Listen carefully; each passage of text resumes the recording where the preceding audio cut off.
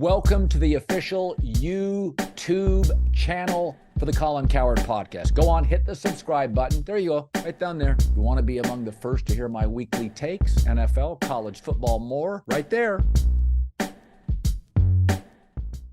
We're all morally flexible. Okay, we're all morally flexible. We all speed. I drove about 80 getting to my house today, though I don't have a speeding ticket. If I'd gone through a school district, I wouldn't, but it was all like, just freeways and stuff. Yep. And it is interesting, the position that and you're not a big college football fan, but it's beyond that I know Jim Harbaugh's program did something that appears to be deceptive, but it doesn't bother me. And the reason it doesn't bother me is because, and it's probably two or three different reasons. One, it's like taxes. If I write off a bottle of wine, I'm not the first, and I'm kind of a sucker if I don't, right? Like Sure. At some point you're like, And the other thing about it is I feel deep down, because this has been sourced multiple times, there's been so much cheating going on, and I don't think Harbaugh and Michigan's history indicates they ever bought players or skirted the system. But I sort of feel like a lot of people that are pissed off are Southern college football fans who now acknowledge, Michigan and everybody can buy players too. And now the NIL and transfer portal, it's even the playing field out. And I think that combined with Harbaugh's unique personality, I'm rooting for Jim to not be punished too severely. I agree with almost all of that. And so a few things. One is it's also bad for college football if he's punished super severely, because it makes it more likely he leaves college football. And Jim Harbaugh is good for college football. Nobody benefits from Jim Harbaugh going to coach the Bears other than potentially the Bears. And so he's good for college football. I also don't think there's a lot of people actually outraged by this. I think there are people that either had an axe to grind or have their own purposes served by Michigan being dinged that are acting like they are deeply morally outraged. I'm not acting like there aren't moral outrages in sports. There are sometimes, and almost always to me involves off-field violence, particularly off-field violence towards people that can't really defend themselves. And I've never been one I'm not that outraged by when pre-NIL guys paid for players. I wasn't that outraged. I'm not that outraged by a pro athlete getting in a bar fight. There are different things though, and everybody knows what they are, where you're like, no, that's beyond the pale. And it makes me feel kind of scummy rooting for this guy or this team. But this was not a hard one for me. It did not seem like, now there are, and so we all have different lines. If the scandal was, and maybe people will say, Nick, you're just drawing totally arbitrary lines. So be it. If this was the allegation at Michigan Stadium, at the Big House, they would systematically cut off the ability for the opposing team to communicate coach to quarterback in key moments.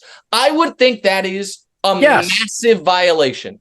That is to me, and again, I don't know why that is in one category. I do. Go ahead. Well, because in 1994, when they set the rule, there were camcorders. It would have been very difficult to get those tickets. It would have taken you a week.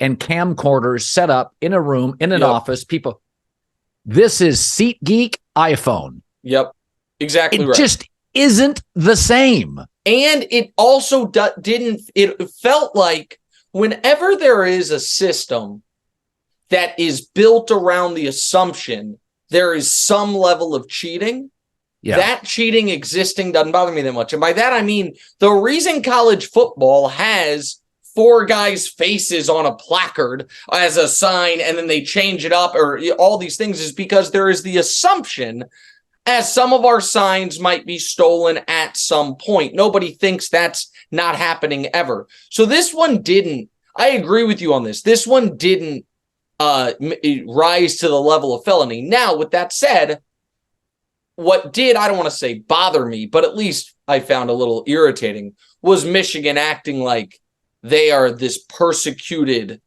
totally innocent babe in the woods.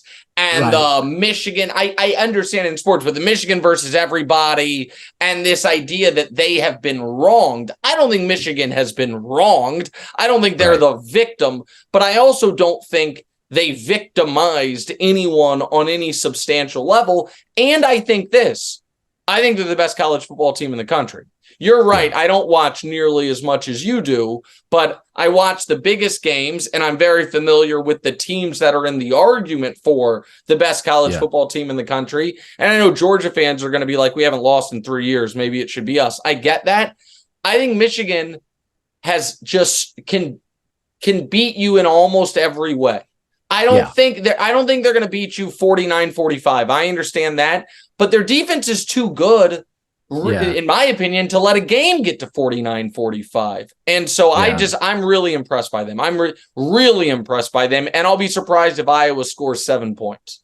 I know that game's on Fox. Everyone should watch it, but I'll be surprised if Iowa scores 7 points. Two things. Our judicial system has layers of crimes, like levels of crimes. Of course. And this is like speeding. Yes, Jim went too fast and probably flipped the bird in a Maserati going 92. At 80 in an Acura, it wouldn't have been outrageous, but it was kind of in your face, over the top, if it's true, right? It was a little, but it's still speeding. It's not burglary. Correct. This is at worst, to use the judicial analogy, the most severe misdemeanor.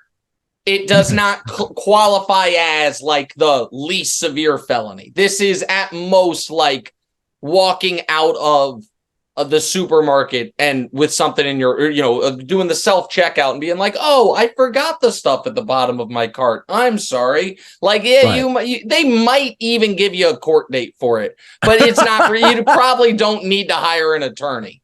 Like, that's to me the level that it was at. And also that's why since your show does your pod and your show does a substantial amount of college football, you guys talked about it. We, on my pod and on my TV show, we haven't talked about it once. Like, like, it's just not our, like, I don't think, but if it was a true scandal, we don't talk a ton of baseball. When the Astros thing was going on, we at least talked about that and what it meant. Right. And again, that felt different. Maybe this is me sounding like an old man, but it felt different because the allegation of using like high level technology, of course, felt like it was different than, you know what I mean? My guy at second base can see the sign the catcher's giving, and we've got a little system built in. It just felt different.